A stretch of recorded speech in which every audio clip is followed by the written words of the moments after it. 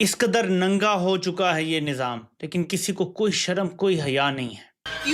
کیا ہوئی؟ یہ پاکستان کے لیے ایک سے بڑھ کے ایک نیا پرابلم آ رہا ہے۔ یہ جی ایس پی پلس، یہ ایک سٹیٹس ہے جو پاکستان کے پاس ہے گزشتہ کئی سالوں سے، یورپی یونین کی اور پاکستان کے جی ایس پی پلس سٹیٹس کی، جس کے حوالے سے یہ کہہ دیا گیا ہے پاکستان کو کہ Pakistan needs to do more. Pakistan کو جی ایس پی پلس کی تمام جو شرائط ہیں ان کو مکمل کرنے کے لیے بہت محنت کرنا پڑے گی، کیونکہ پاکستان کے جو اس وقت ریکارڈ ہے اس میں کافی مسائل ہیں۔ تو جرنیلوں کے ہاتھ پاؤں پھول گئے ہیں۔ یہ جو بیٹھا ہوا ہے فیلڈ مارشل، اس کے ہاتھ پاؤں پھولے ہوئے ہیں، کیونکہ اس سے ملک نہیں چل رہا۔ کب تک یہ اپنا سب کچھ بیچتا رہے گا؟ ڈاکٹر صاحب، یہ جو رپورٹ نظر آ رہی ہے، مجھے تو یہ سسٹم پر چارج شیٹ کے طور پر جو ہے وہ نظر آ رہی ہے کہ چارج شیٹ کیا گیا ہے سسٹم کو۔ کیا حکومت اس پر عمل درآمد کرے گی یا اس کو تجاوز سمجھے گی؟ اگر یہ سٹیٹس پاکستان سے چلا جائے تو یہ پاکستان کے لیے ایک بہت زیادہ نقصان دہ بات ہوگی۔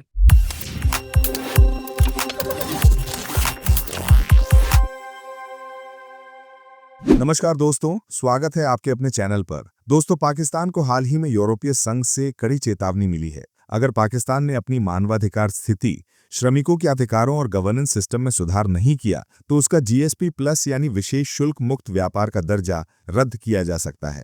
یورپی سنگھ نے صاف صاف کہہ دیا ہے کہ پاکستان 27 انترراشٹریہ کنونشنوں کی امپلیمنٹیشن میں تیزی لائے، ورنہ ویاپارک وشیشادھیکار کسی بھی وقت ختم ہو سکتے ہیں۔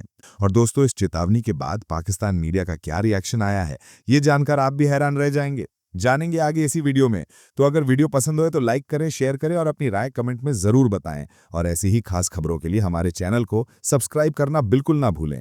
پھر ملیں گے اگلی ویڈیو میں، تب تک کے لیے دھنیہ واد۔ اور کتنا ہمیں پریشان ہونا چاہیے اس ضمن میں، اور ہم کیا کر سکتے ہیں اس پہ قابو پانے کے ضمن میں، جناب ڈاکٹر صاحب؟ یہ پاکستان کے لیے ایک سے بڑھ کے ایک نیا پرابلم آ رہا ہے۔ یہ جی ایس پی پلس، یہ ایک سٹیٹس ہے جو پاکستان کے پاس ہے گزشتہ کئی سالوں سے۔ اس سٹیٹس کے تحت پاکستان کے جو تاجر اپنا مال لے کر جاتے ہیں یورپ کی منڈیوں میں، انہیں ٹیکسوں سے بہت بڑی چھوٹ ملتی ہے اور اس سے وہ ٹھیک ٹھاک پیسہ بنا لیتے ہیں۔ تو پاکستانی تاجروں کو اس سے بہت فائدہ ہوتا ہے۔ لیکن جی ایس پی پلس سٹیٹس اگر آپ اپنے پاس رکھنا چاہتے ہیں تو یورپی ممالک کی کچھ شرائط ہیں جن کو آپ کو پورا کرنا ہوتا ہے، اور اس میں زیادہ تر چیزیں جو ہیں وہ انسانی حقوق کے حوالے سے ہیں۔ اب یورپی یونین کے سفیر انہوں نے یہ سٹیٹمنٹ دیا ہے کہ پاکستان کو جی ایس پی پلس ترجیحی ٹیرف اسکیم کے تحت اپنی ذمہ داریاں پوری کرنے کے لیے مزید اقدامات کرنے کی ضرورت ہے، کیونکہ اس پر جلد ہی نظر ثانی ہونے والی ہے۔ اب وہ یہ پچھلے سال بھی کہہ رہے تھے، اس سال دوبارہ سے ان کی یہ دھمکی آئی ہے کہ انسانی حقوق کے معاملات ہوں، جبری گمشدگیوں کا معاملہ ہو۔ دنیا کے اندر وی آر فلائنگ ہائی،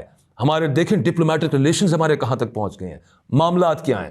لیکن اگلا معاملہ یہ ہوا ہے پھر اگین، یہ چونکہ ہیومن رائٹس کی وائلیشن ہے، بہت بڑی شدید قسم کی وائلیشن ہے، ون آف دا وائلیشنز۔ یہ ساری چیزیں وہ جو یورپی یونین نے ہمیں G S P plus status دیا ہوا ہے، یعنی کہ generalised scheme of preference plus, یہ 2014 میں ملا تھا، جس کے بعد پاکستان کی یورپی یونین کو ایکسپورٹس، ٹیکسٹائل ایکسپورٹس 107 یا 108% تک بڑھ گئی تھی۔ یہ وہ لائف لائن ہے کہ جو امریکہ کو جو ہماری ایکسپورٹس ہیں اور پھر یورپی یونین کو جو ایکسپورٹس ہیں، جہاں سے ڈالر آتا ہے، جس کی وجہ سے بیئرلی گزارا کر کے پاکستان بچ رہا ہے، اس میں سے یعنی ڈیفالٹ سے بچ رہا ہے، اور کسی طرح سے بس وہ ڈرپ لگی ہوئی ہے کہ مرنے نہیں پا رہے، باقی قرضے تو ہم لیتے رہتے ہیں۔ لیکن انہوں نے یہ متنبع کیا ہے کہ اس کا 2027 کے اندر دوبارہ ریویو ہونا ہے، اور اس کے لیے Pakistan needs to do more. Do more کیا ہے کہ وہ 27 انٹرنیشنل کنونشنز ہیں، 27 انٹرنیشنل کنونشنز ہیں جن کو پاکستان نے ریٹیفائی کیا ہوا ہے، جن کو پاکستان نے مانا ہوا ہے، ان پہ عمل درآمد کی رپورٹ مانگی جاتی ہے۔ اور لیٹسٹ انٹرویو بھی جو ای یو کے ریپ کا آیا وہ یہ ہے کہ آپ پچھلی دفعہ چونکہ ایران اسرائیل وار والا معاملہ آ گیا تھا تو یہ تھوڑا سا ڈیلے ہو گیا، لیکن now you need to do more in the sense کہ یہ جو 27 کنونشنز ہیں جس میں میڈیا کی آزادی سے متعلق ہے، جس میں خاص طور پہ بات کروں ہیومن رائٹس کو سیف گارڈ کرنے سے متعلق ہے، جس میں مائنورٹیز سے متعلق ہے کہ ملک میں جو مائنورٹیز ہیں ان کے خلاف کسی قسم کی پاکستان کے اندر ان کے ساتھ زیادتی نہ ہو، اور سو آن اینڈ سو فورتھ، ان مجھے پابند کیا گیا، جس میں سے بہت سو پہ پاکستان افسوس کے ساتھ کہنا پڑتا ہے کہ فیل کر رہا ہے۔ اب اگر کوئی یہ کہے کہ جناب پاکستانی، یہ ہوا ہے پچھلی دفعہ عطا تارڑ نے کہا کہ یہ جی دیکھیں یہ شکایت لگاتے ہیں تاکہ جی ایس پی پلس سٹیٹس ختم ہو جائے، اپنی حرکتیں دیکھنی چاہیے حکومت کو، جو بنیادی طور پہ حرکتیں تھیں۔ So now they have said do more. Pakistan اور یورپی یونین کے درمیان جی ایس پی پلس یا generalise scheme of preferences plus جو پاکستان کو ایک انسینٹیو دیا گیا ہے یورپین یونین کی جانب سے، اس کا جائزہ مشن جو ہے وہ پاکستان میں ہے اور 24 نومبر کو اس پر باقاعدہ جائزہ لیا جائے گا، اور یہ جائزہ ان حوالوں سے لیا جائے گا، یہ دیکھا جائے گا کہ آیا پاکستان دنیا کے ان 27 کنونشنز کو فالو کر رہا ہے اور ان پر عمل کر رہا ہے جن کے اوپر اس نے دستخط کیے ہیں۔ اور اس سلسلے میں یورپین یونین کے جو ایمبیسڈر ہیں ریمنڈس کیروبلس، جو پاکستان میں اس وقت موجود ہیں، نے بھی ایک بیان دیا ہے، اور ان کا کہنا ہے کہ پاکستان کو GSP+ کی تمام جو شرائط ہیں ان کو مکمل کرنے کے لیے بہت محنت کرنا پڑے گی، کیونکہ پاکستان کے جو اس وقت ریکارڈ ہے اس میں کافی مسائل ہیں۔ انہوں نے اشارہ کیا کہ پاکستان کو جو ہے ہیومن رائٹس اور دوسرے حوالوں سے اپنے جو ریکارڈ ہے اس کو ٹھیک کرنا ہوگا۔ یاد رکھیے کہ اکتوبر 2023 میں یورپین پارلیمنٹ نے GSP+ کا سٹیٹس پاکستان کے لیے 2027 تک ایکسٹینڈ کیا تھا، اور یہ ایکسٹینشن جو ہے بنیادی طور پر جتنے بھی ڈیولپنگ ملک ہیں یا جو ترقی پذیر ممالک ہیں ان کے لیے ہوتی ہے، جن میں پاکستان بھی شامل ہے۔ اور یہ جو GSP کا جو ریویو ہے یہ بنیادی طور پر جون کے مہینے میں ہونا تھا، لیکن جو بین الاقوامی حالات تھے اس کے تناظر میں، اسپیشلی ایران اسرائیل کانفلکٹ کے نتیجے میں، یہ جو مذاکرات تھے یا یہ جو ریویو تھا اس میں ڈیلے آیا، لیکن اب وہ دوبارہ ہو رہا ہے، اور ایک ایسے وقت ہو رہا ہے کہ جب یورپی یونین پاکستان سے تقاضا کر رہی ہے کہ کیا آپ ان 27 انٹرنیشنل کنونشنز پر یا بین الاقوامی قوانین پر عمل کر رہے ہیں جن پر آپ نے دستخط کیے ہیں۔ جس طرح میں نے عرض کیا کہ یورپی یونین نے گزشتہ چند ماہ کے دوران جن چیزوں پر کافی یعنی کہ اعتراض اٹھایا ہے، ان میں ہیومن رائٹس، یعنی پاکستان میں جو ہیومن رائٹس کی صورتحال ہے، ڈیتھ پینلٹی یا سزائے موت، ناموس رسالت یا بلاسفیمی لا، فورسڈ ڈس اپیئرنسز یا جبری گمشدگیاں، اور ساتھ اقلیتوں کے حقوق، خواتین کے حقوق، مزدوروں کے حقوق وغیرہ شامل ہیں۔ یہ وہ چیزیں ہیں کہ یہ وہ پیمانے ہیں جن پر کہ پاکستان کو جانچا جائے گا، اور اسی لیے یورپین یونین کے ایمبیسڈر یہ وارننگ دے رہے ہیں کہ پاکستان کو کافی کچھ کرنا پڑے گا۔ یعنی اس کا مطلب یہ ہے کہ ایک سینئر یورپین آفیشل کے اس بیان کے بعد اب بہت سارے لوگ یہ سوال اٹھا رہے ہیں کہ کیا واقعی پاکستان کا GSP+ سٹیٹس خطرے میں ہے؟ تو اگر اس ریویو کے نتیجے میں پاکستان سے GSP+ سٹیٹس لے لیا جاتا ہے تو یہ پاکستان کی معیشت کے لیے بہت ہی بری خبر ہوگی، تو یہ پاکستان کے لیے بہت زیادہ خطرناک ایک کھیل ہے جس میں پاکستان جا چکا ہے۔ وہ جب ایسی رپورٹ پڑھتا ہے نا، سرمایہ کار لازمی پڑھتا ہے، اس کے لوگ جب سرمایہ کاری کرنے لگتے ہیں نا تو وہ آپ کو پتا ہے کہ ان کا پورا ایک طریقہ کار ہوتا ہے، سسٹم ہوتا ہے، ایسے نہیں ہوتا لوگ اربوں ڈالر آگے کہیں لگا دیتے ہیں۔ ہر چیز سٹڈی کی جاتی ہے، دیکھا جاتا ہے یہاں سے ہمیں ریٹرن کتنی جلدی ملے گا، یہاں بزنس انوائرمنٹ کیا ہے، یہاں عدلیہ کیا ہے۔ IMF کی رپورٹ بتاتی ہے کہ پاکستان از اے نو گو ایریا، پاکستان سرمایہ کاری کرنے نہ جانا۔ پاکستان میں تمہارا روپیہ ڈوب جائے گا، ڈالر ڈوب جائیں گے، تمہارا کاروباری ساکھ ڈوب جائے گی، عزت نیلام ہو جائے گی، سب ختم ہو جائے گا۔ جرنیلوں کے ہاتھ پاؤں پھول گئے ہیں۔ یہ جو بیٹھا ہوا ہے فیلڈ مارشل، اس کے ہاتھ پاؤں پھولے ہوئے ہیں کیونکہ اس سے ملک نہیں چل رہا۔ کب تک یہ اپنا سب کچھ بیچتا رہے گا؟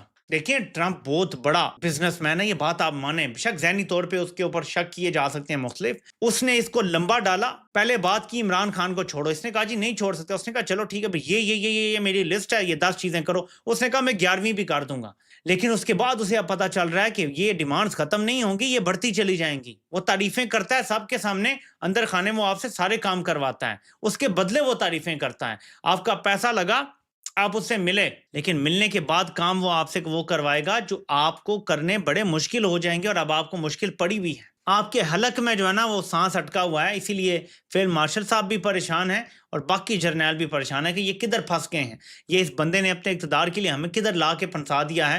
وہ کام کروانے جا رہا ہے جو ہم کرنے کی پسلی نہیں رکھتے، یقین مانیں یہ پسلی نہیں رکھتے تسلیم کرنے کی جو یہ کرنے جا رہے ہیں۔ عوام میں مقبول ترین بندہ بھی یہ کر جاتا نا تو وہ غیر مقبول ہو جاتا۔ امیجن کریں یہ جو غیر مقبول ترین ہے یہ کریں گے تو کیا اشر ہوگا۔ تو بڑے مشکل میں پھنسے ہوئے ہیں، معیشت نہیں چل رہی۔